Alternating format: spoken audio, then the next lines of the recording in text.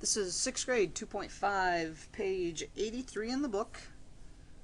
And we're going to talk about bar graphs. So get your book open to page 83, and we're going to talk about two types of bar graphs. We're going to talk about a bar graph is a visual representation. It uses bars to represent the data. A double bar graph is used to represent, it's still bars, but it has two sets of data represented. Okay, represented with bars. And a double bar graph is a good way to compare data because you can put bars next to each other and see how tall they are. So let's do some bar graphs. You could display the data from the table above in a bar graph.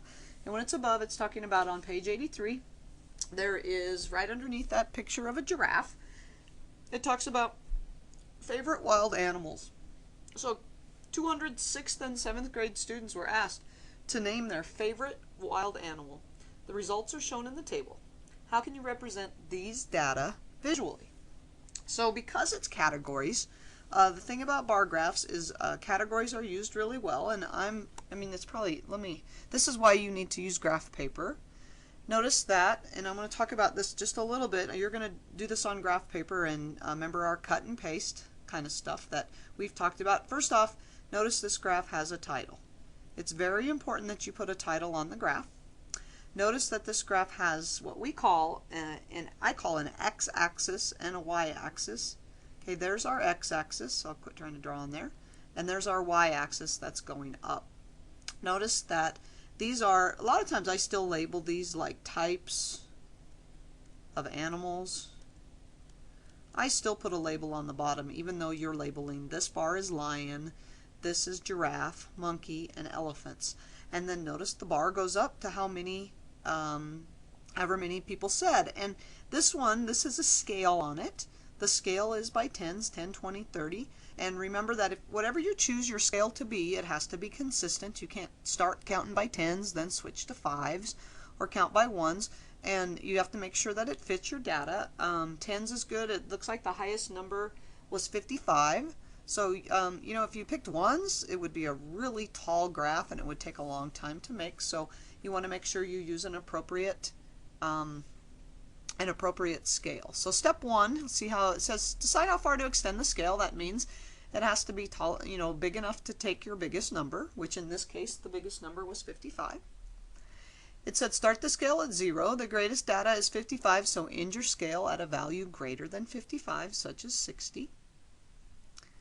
Choose the increments. That means, are you going to count by fives? Are you going to count by tens? Are you going by ones? And notice they decided to count by tens. You draw and label the graph. Be sure to title your graph and label the scales. So let's do one. Make a bar graph of this data, and you guys would be using graph paper. So you'd have this nice piece of graph paper that would have an x-axis.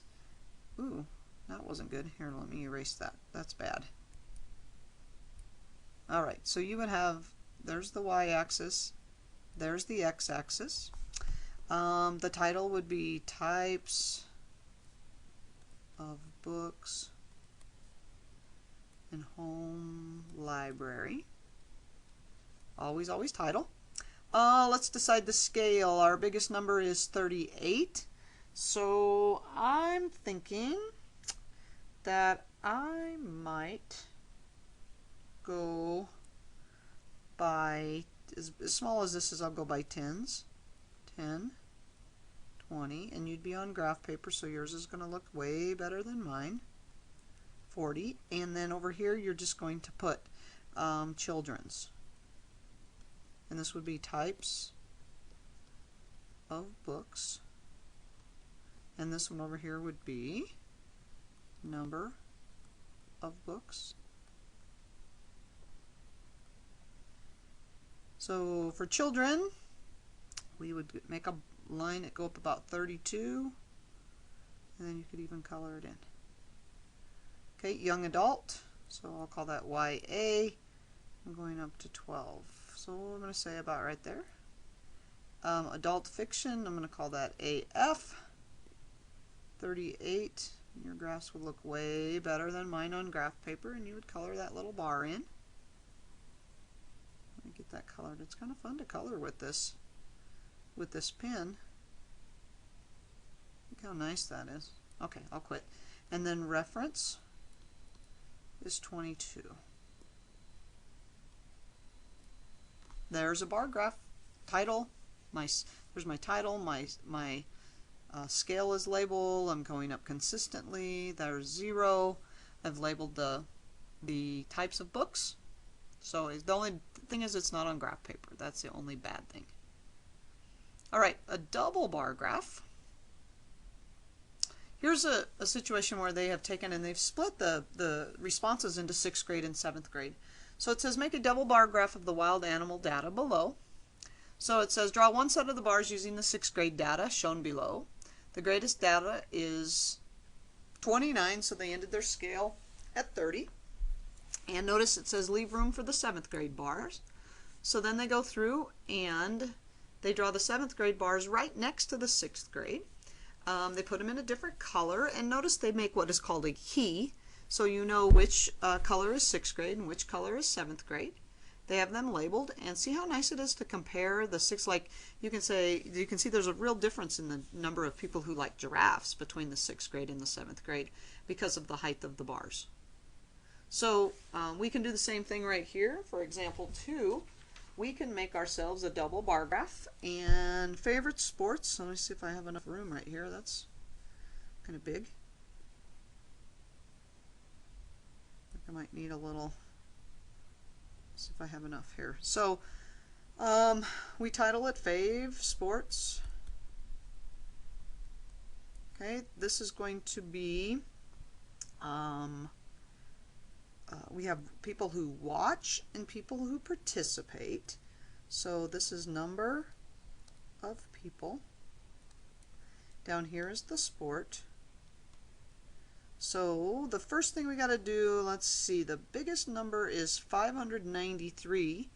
So I'm going to go by 100s. 100, 200, 300, 400, 500, 600. And the first sport is basketball. And so let's do the people who watch. We'll make a key over here, red. And it's good for double bar graphs to have different colors. Red bars are going to be watching. So let's go through and make those for watching. So basketball, watching 593. So that's going to go almost up to 600. So there's my graph for that, or my bar. Swimming is 260, so I'm going to go up there for swimming. Gymnastics, notice I'm leaving room in between for my other bars because I'm going to put them right next to it. Gymnastics is 370, so I'm going to go up. It's a little tough to see when I have this bad graph, sorry. Hockey, 175, so there's, we'll just pretend like that's good. And then track would be 250, which is right there. Then we want to go and put in participating. So I'm going to change, and let's go with blue this time. So over here in my key, I would make a little one, and that's for participating. So how many participate in basketball? About 570. That was 593. So there's going to be participating. And swimming, 319, which is a little bit higher than the other one. So there's that one. Gymnastics, 197. Hockey, 197. A little bit bigger than what they just had. And track, 209. So there's a double bar graph. I used different colors. I made a key. You don't always have to say it's the key, but the key is over here, so you know which is which. And I have it titled, and I have my both axes labeled. So there's making some double bar graphs and regular bar graphs for displaying data. Make sure you use graph paper and paste those on for me so they look really nice, and we'll see you next time.